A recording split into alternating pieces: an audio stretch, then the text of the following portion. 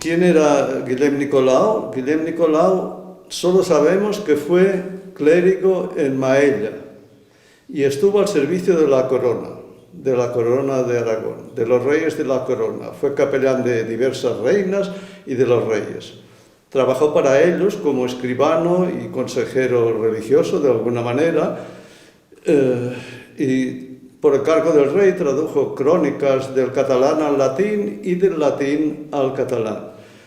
Pero su obra auténtica, porque lo otro eran encargos y no los había decidido ellos, era la traducción, que la hizo porque le interesaba mucho en la época, la traducción de las epístolas de Ovidio. Son epístolas amorosas de mujeres célebres de la antigüedad clásica, de la época de Ovidio, o más antiguas, incluso de épocas remotas, que cuentan su historia agradable, pero los que las leen saben que acabaron trágicamente.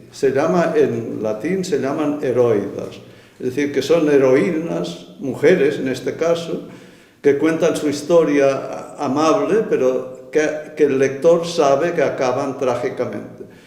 Nicolau tradujo estas crónicas por inspiración propia. Nicolau era un cura un poco goliardesco, le gustaban las mujeres, tenía algunas, como era usual en la época, y le gustaba el vino.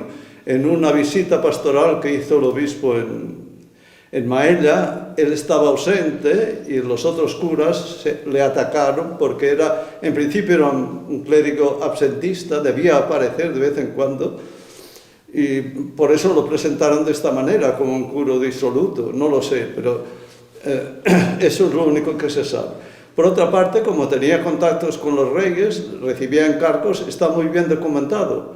La reina Violante, la mujer de Juan I, le pedía que le pasara esta traducción que había hecho, y él tardaba, y entonces la reina insistió para que el obispo de Zaragoza insistiera también sobre Nicolau para que le entregara esa traducción de Ovidio. La traducción tuvo mucho éxito, entre las mujeres sobre todo, porque las presentaba como heroínas, pero al pasar el tiempo se fue perdiendo, incluso se perdió casi el conocimiento de la existencia de Nicolau, del cual solo sabemos que era beneficiario de la iglesia, creo, de San Esteban en Maella.